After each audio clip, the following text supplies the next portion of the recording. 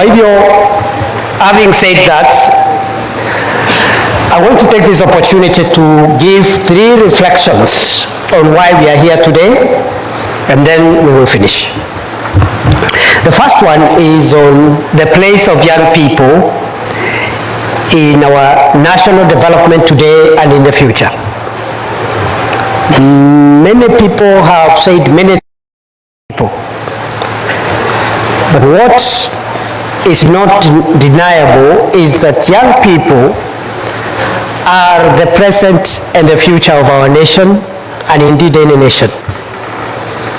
And therefore, when young people insist, for those of us who are older, when young people insist that they do not want to be just at the decision-making table, but they want to be in the meeting and making decisions.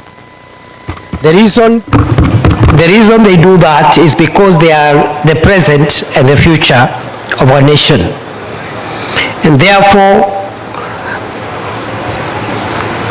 the young people of Kenya must know that we in government understand how important the youth of Kenya is to the present and the future of our nation.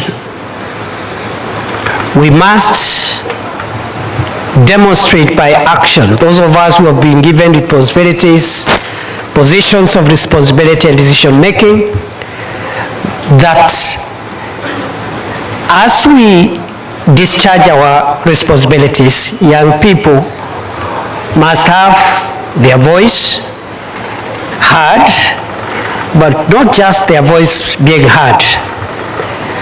Their input must be put into action. They ask us to do, because they have a bigger stake than all of us in our country's stability. Young people have a bigger stake in our country's stability and progress. Why? Because they have a longer lifespan ahead of them than the older people. And therefore, if those of us in responsibility mismanage the country, ruin the chances and opportunities for young people, some of us, the older folks, will get away with it and can manage the remainder of our lives one way or the other. But the young people will have no country, no opportunity, will have destroyed their lifetime.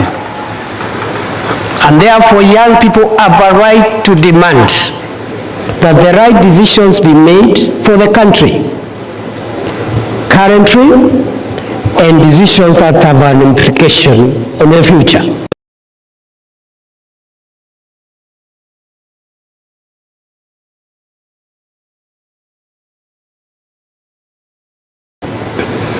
And therefore,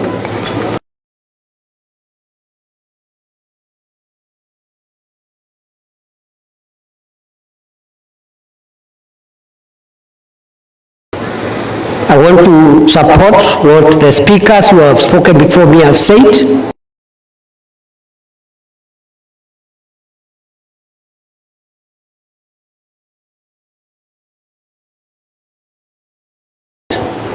An opportunity and an investment for Kenya and for our country now and tomorrow. It is true we have a number of challenges, serious challenges affecting young people today in our country. But the big numbers of our young people, fairly educated, well-skilled, maybe without as much opportunity as some of us had opportunity earlier. That big number of well-educated and skilled young people for our country is Kenya. It is not a burden. It is not a crisis. The second reflection that I want to put across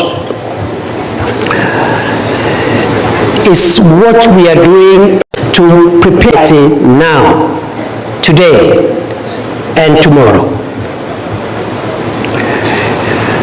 So we are doing reforms across the education system, from pre-primary education to university education, end to end. And when this government was put in office in 2022, our manifesto commits to relook at our education system at all levels with a view of reforming it, modernizing it, making it adaptable to the changing world, the complexities of the 21st century. And in this regard, you are aware, just under 3 years ago, there was hue and cry about the efficacy and relevance of what was then called the curriculum, CBC. The president puts up a presidential working party made up of eminent Kenyans, with representatives from all the shades of opinion within the education system, to look at our education system end to end and propose reforms. That working party, the presidential working party, brought a number of changes. Some of them we are implementing, others we are adjusting, because after implementing them for a year or so, we have realized there is need for fine-tuning. CBC, there was a big crisis during the 2022 presidential campaigns. Everywhere we went, the members of the public, especially parents, used to tell us, scrap CBC. From Mombasa to Busia, from Namanga to Moyale, scrap CBC. But today, we have been able to refine, fine-tune, remove bottlenecks in the CBC, and we have now come with a broader concept of public education, which we are not just calling CBC, because CBC is just a curriculum, it's just content. We are calling it CBET, that is competence-based education and training.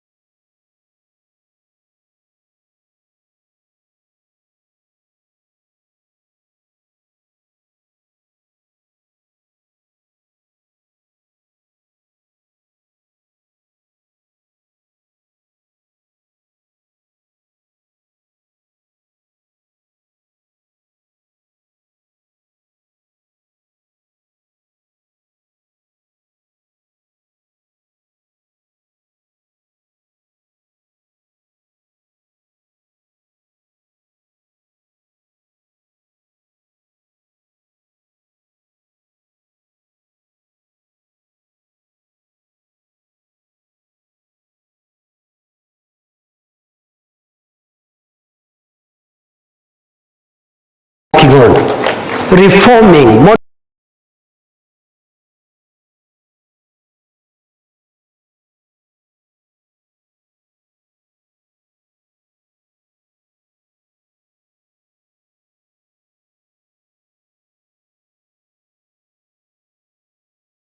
physically in terms of infrastructure, we have covered good ground.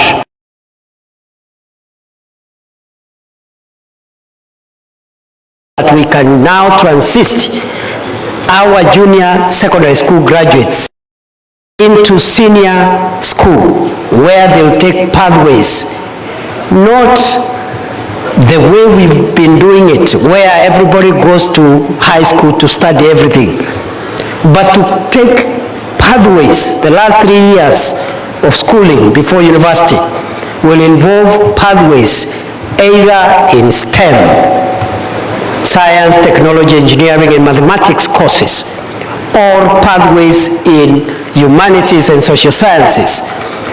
all pathways in the creative arts and that space which is emerging there in creativity and performance arts.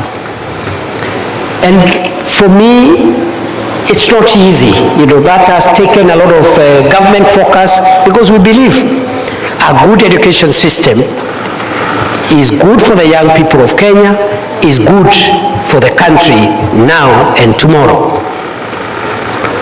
Beyond that, we have been working on reforms in the tertiary institutions, especially technical training institutes, as the ministers alluded to. In 2022, there were 297,000 technical TTI students, tertiary institution students, which is an anomaly, because normally you should have larger numbers in tertiary institutions than the numbers in the university. But we found an inverted system where you have 1 million students in university and only 297,000 in TTIs. Today, through again the hard work of our brothers and sisters in the ministry and other stakeholders, we've been able to change that structure. And from 297, by last year we had 375,000 students. This year we have hit 700,000 students in TVETs, and next year we'll take down that number to 2 million.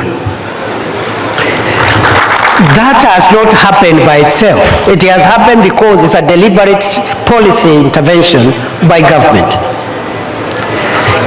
At the TVET level, we have introduced a number of measures that has helped us.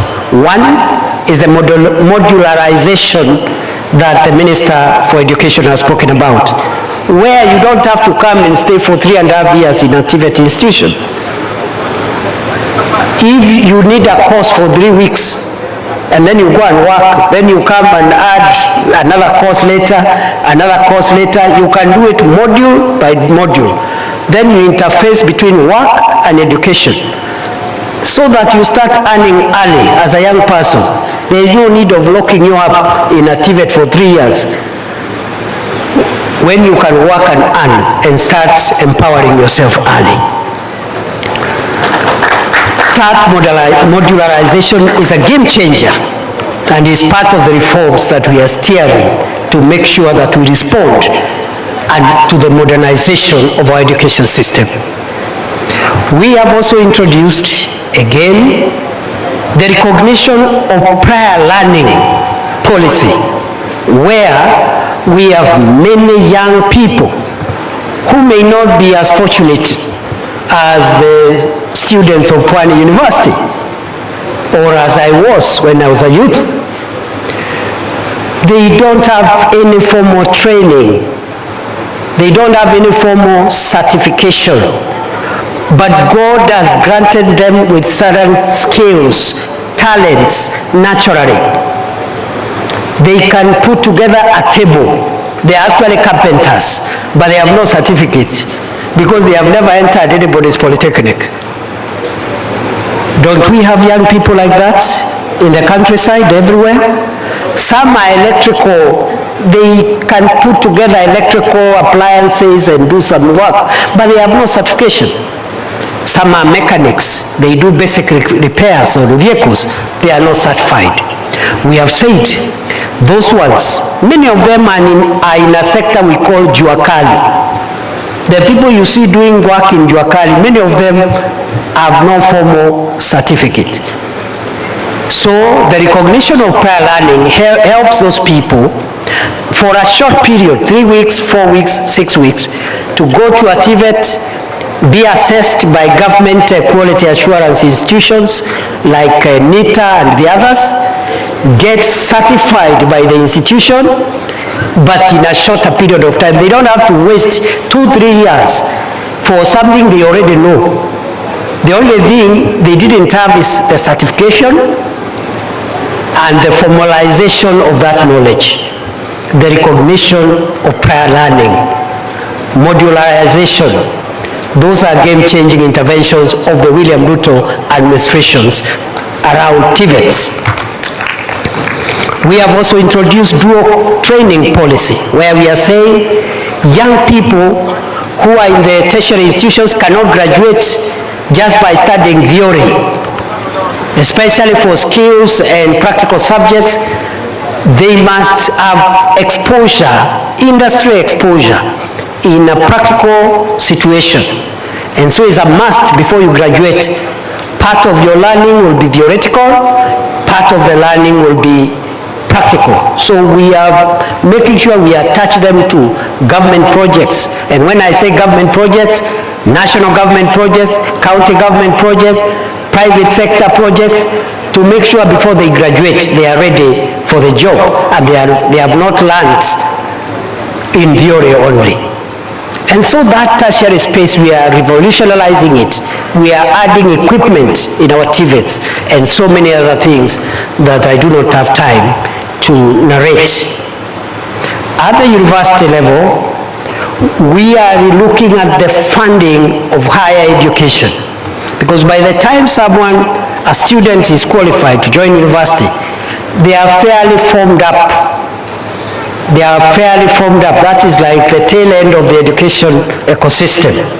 So we need to ensure 4 things in higher education: access, affordability, relevance, and quality.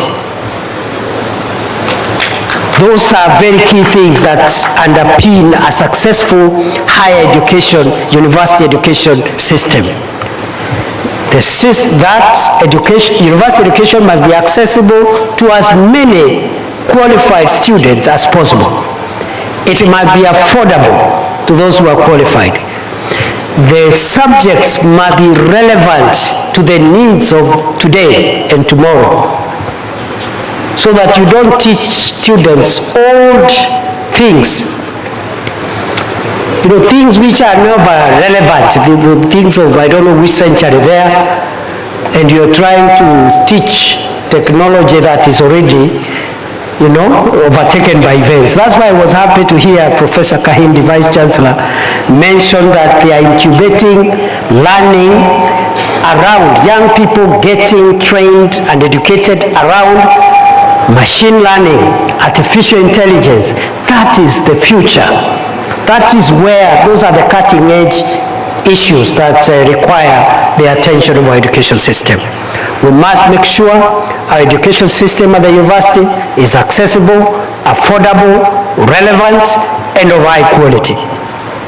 I know we are still tidying up that funding space. The Vice Chancellors tell us there is improvement.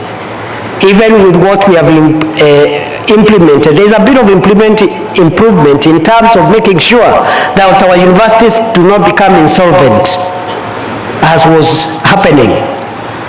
But still, we have issues around the means testing instrument that you're using and the banding of students in different categories, work in progress, but we are going to get there shortly. So we are looking at university from pre-primary to university as a way of modernizing our education system. That's how you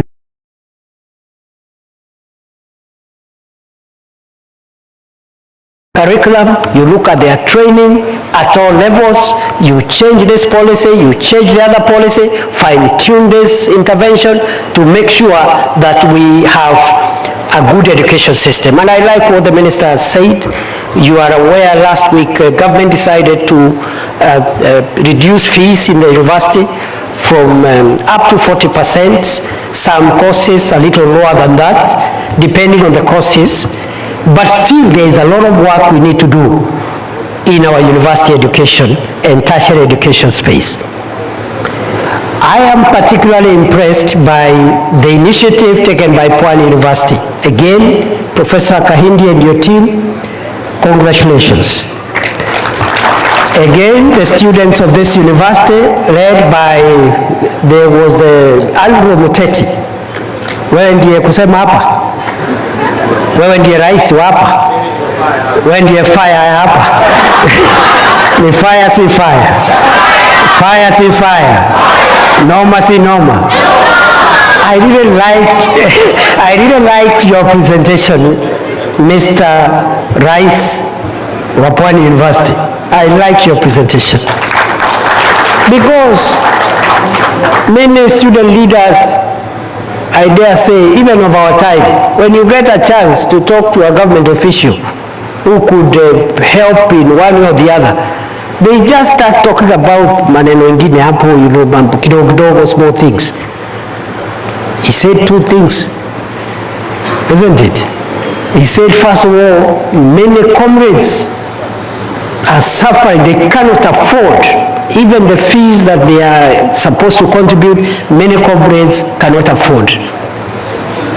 Even their upkeep is a problem. So what have they done? They have come up with a bursary kitty. And I have confirmed with Professor Kahindi that the university is supporting the students to have a kitty, so that the university has a kitty for bursaries for needy students, so that they can be able to have as many students as possible completing their university education. I was very impressed. Mr. Muteti also talked about lighting, which is a security issue. Again, to make sure the learning environment here is better than it is at the moment. I want to commit of my personal and government support to make sure that those two issues you have raised, Mr. President, will be attended to. Comrades power. Comrades power. Fire see fire. Fire see fire. Noma si noma. Tuendelee tusiendelee. Si namna hiyo? And I want to start with those issues. Okay? I am very passionate about students having access and affording university, because I've been there. I've been a student at several levels, undergraduate, postgraduate, and so forth. But I've also been a university professor for many years. So I understand what it means for a student to be supported, especially those from underprivileged backgrounds, to be supported a little bit, to afford it, to finish their education. Now, I am told the students have already contributed 500,000. And the university, Professor Kahindi has told me the university has matched the students' effort with another 500,000. That is 1 million, isn't it? So, I want to match both the students and the university's contribution by an extra 1 million shillings to that kitty. Okay? But I also want to challenge you. That's not enough, because that money is not enough. I know the needs are too many for a large university with 8,285 students. The needs are many, because I know our country well. So, first, iko 500 ya wanafunzi, 500 ya university, na 1 million ya deputy president. Hiyo ni milioni ngapi? Hiyo milioni ngapi? I want to come back here after the International Youth Week. It's ending next week on Tuesday. The following week, I want to come here for two things to this university. For two things. One of them I'll tell you later, just now. But the other one, which I will tell you now, I'll come here so that now, before you start distributing that 2 million, I will come back, and I will not come back alone. We'll come with Waziri Mvurya, Waziri Joho, and the other PS, and the other minister, and a few friends.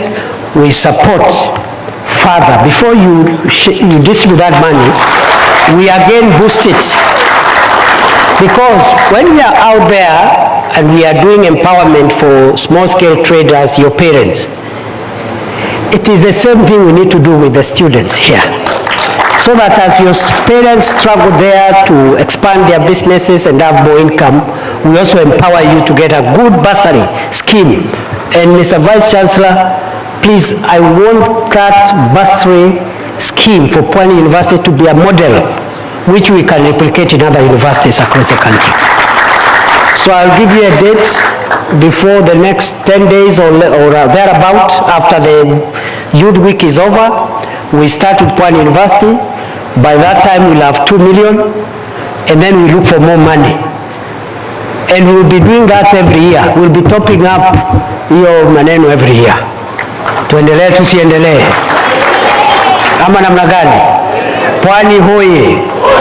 Kwa hivyo, other universities think about the students who, even if there is all these policy interventions we are making, they still cannot afford the little that they are required to input. So one way of a university showing empathy to the needy students is having a bursary scheme which helps the needy students. Now, the last thing that we are doing is we are trying to expand job and income opportunities for young people as a government. Many governments have always talked about the lack of enough jobs and income opportunities for these young people in this country. But we have never had a program, an end-to-end view and program of job and income opportunity creation. We've done a small measure on one corner, a small intervention in another corner, but we don't have a comprehensive job creation program as a country. This administration is the first administration to come with a program that has several pillars aimed at creating jobs, increasing jobs, and also job income opportunities for young people. And therefore, people talk about Kazi Maju program, the labor mobility program. It's one of the pillars. It's not the only one. It's just one of the pillars. And I am a proud Kenyan today to know in the last under 3 years, we have been able to provide or to facilitate 400,000 young people to access jobs overseas. And there is nothing wrong for a young person in today's globalized world working from anywhere. It doesn't disconnect you from home. Today, someone working in Dubai can decide every 3 months to fly home, or at least once a year. Just the same way people from Busia who work in Kilifi go up country on Christmas Day once a year. There's no difference. It's only that one is in Kilifi. If you have 2 young people from Busia, and one is working in Kilifi, another one is working in Dubai, they will all go home on Christmas Day to Busia. So there is no much issue. Those who can get jobs abroad, we have a program called the Kazi Maju program, and already 400,000 young people have got opportunities. We need to expand into 500,000, 600,000, even 1 million young people. It is possible. Once we sign more bilateral labor agreements, we have already done around 6. If we do the remaining 13, we should be able to expand it to 1 million jobs through Kazi Maju alone. But we also have other programs. We are still hiring in the public service. We are hiring teachers. This is the government, I dare say, this is the administration that has hired the highest number of teachers in the history of Kenya. The statistics are there. We have hundreds of thousands of unemployed teachers. That is a fact. But it's also a fact that between 1963 and 2021, the whole country for 60 years had employed slightly over 300,000 teachers for primary and secondary schools. The statistics are there. Just ask TSC how many teachers we had by 2021. Slightly over 300,000. This administration, in under 3 years, already we have employed 76,000. In December, we'll employ another 24,000. we will have mopped out from the pool of unemployed qualified teachers 100,000 teachers in 3 years, 30% of all the teachers employed since independence. Sijui kama tunaelewana. And we saw this in our manifesto. We've not just come out and decided we want to employ teachers. We discovered we have unemployed graduates. We discovered there is a deficit in terms of staffing. We committed in our manifesto to employ 116,000 teachers in 5 years. In 3 years, we will have done 100,000. We will be left with 16,000. We will meet the commitment in the manifesto and surpass it. And you hear some people loitering around, harassing and just inciting young people how this government has done nothing. Those are the facts. But we have other interventions that we are doing to create jobs at home, kazi kwa ground, touching on young people, not just university graduates, but also other young people who could be graduates of TVETs or even graduates who somehow could not go very far. Kazi Mutani is back this month. It will offload 200,000 young people in the first year alone from the unemployment realm. And we will sustain it, we will not stop it. We will sustain it because there is enough work to be done to clean our environment, to clean our towns and urban centers. Even as we continue with affordable housing, we are realizing our country is becoming more and more urban. And in the next 15 years, 60% of Kenya is going to be urban. It is that serious. So we have kazi mtaani. Hiyo kazi mtaani sio ya majuu, ni ya ground. Ni hapa. We are creating jobs here. They are not going to do kazi mtaani in Dubai. Ni hapa. But we also have the affordable housing program. That affordable housing program is both a housing program, but also a job creating program. Already 300,000 young people have been absorbed in the program of constructing affordable houses and markets across Kenya. And these are different jobs. We have structural engineers in those sites, we have architects, we have quantity surveyors, we have fundis, wambao, masons, we have electrical engineers, we have everybody, even what Yamukono are there. Again, 300,000. The ICT hubs we are building, we are creating jobs kwa mtandao. Again, the figures are looking good. So cumulatively, we now have an idea. For the first time, the country has an idea how to fragment the job and income creating opportunities to enable as many young people to enter the job market and to have incomes. We have brought for the business, the youths in business, especially small businesses. We are introducing this year the Nyota program and KJET program.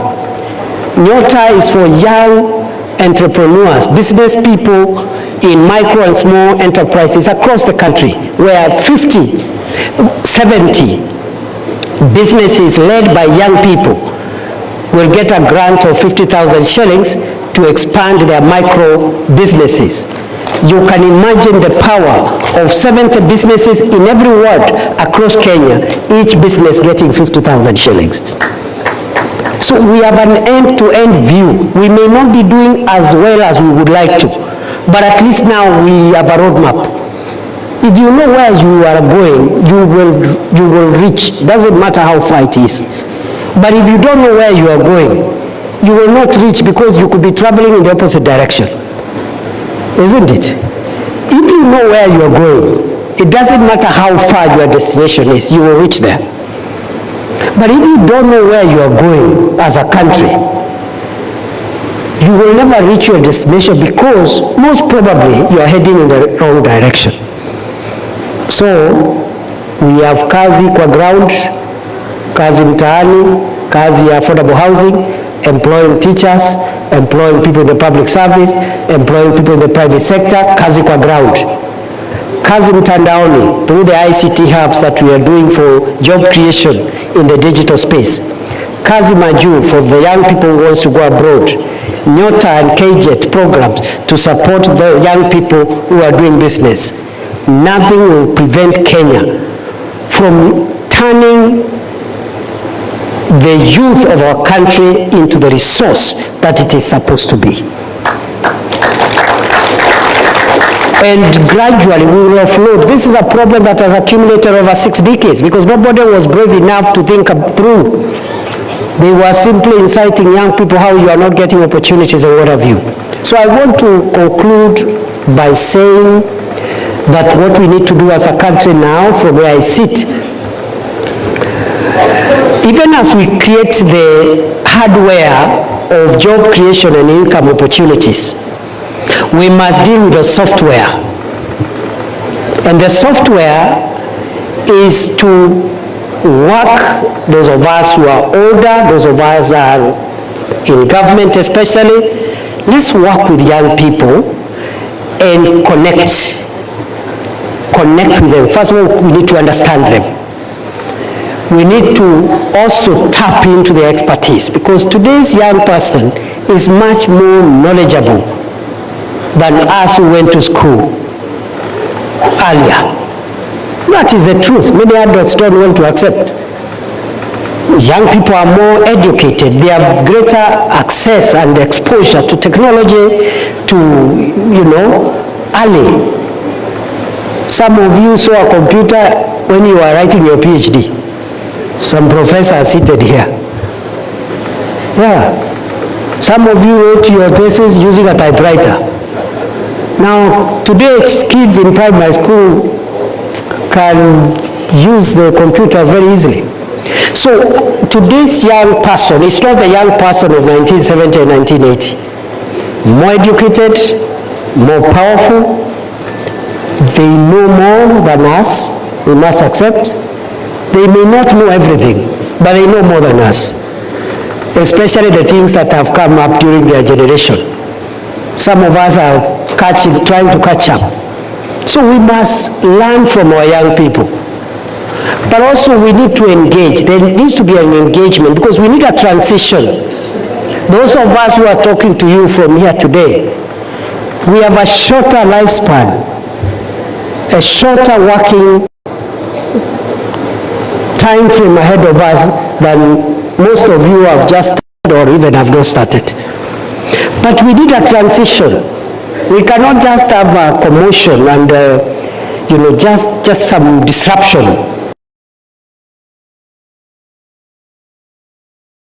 We are going to, as national government, to have a framework for engagement with the young people of Kenya, of all shades, those in universities and tertiary institutions, both in informal job settings, those in the countryside, those in the urban areas, so that we can understand and learn and tap into what the young people of Kenya can offer their country.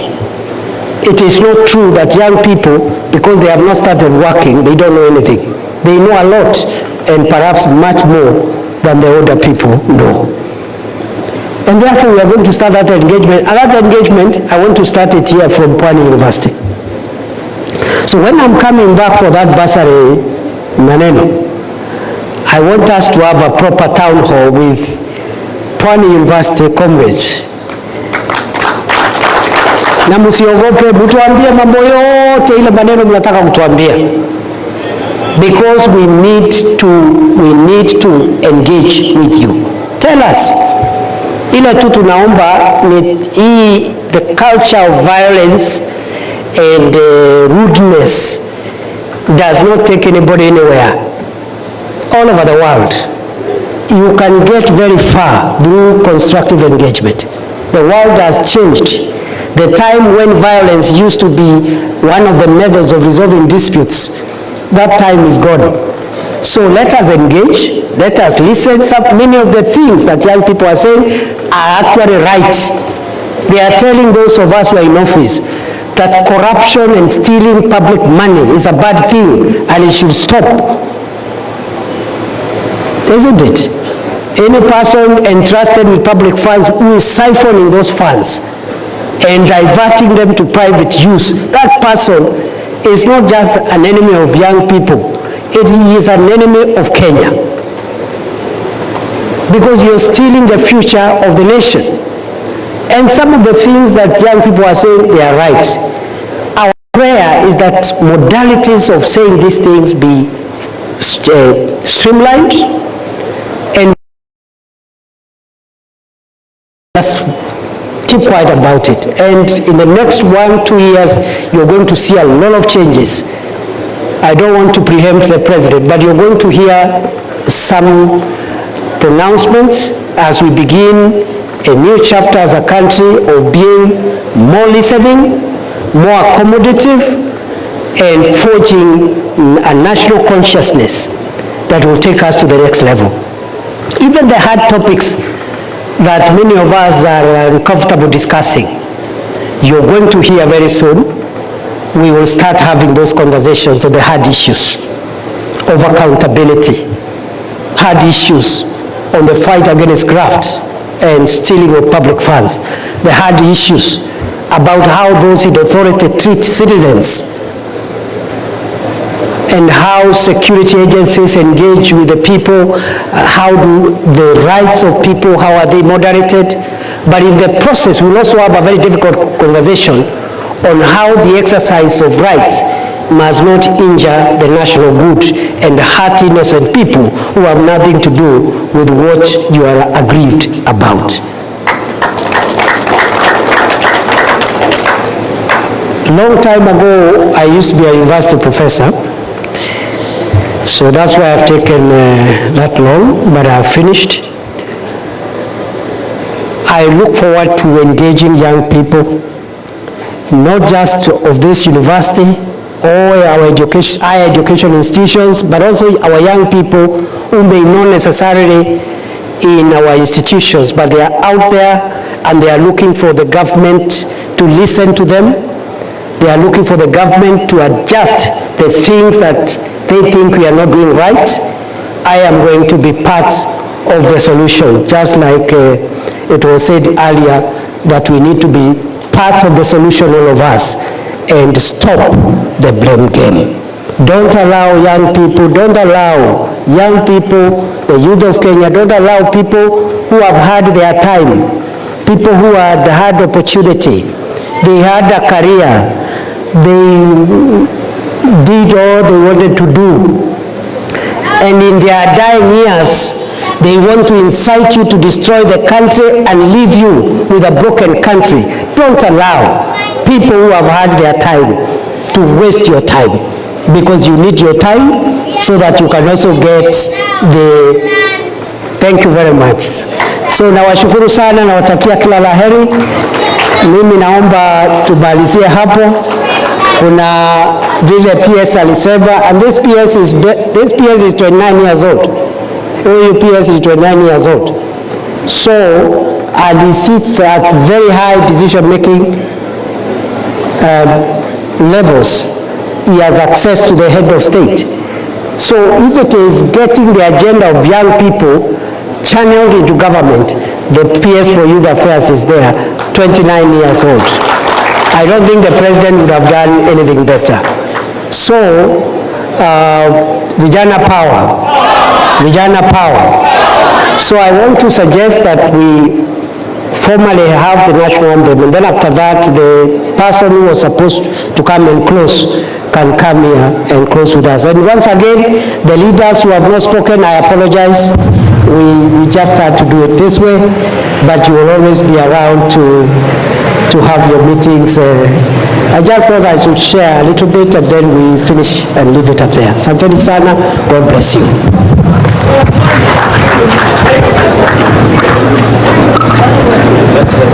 Excellency.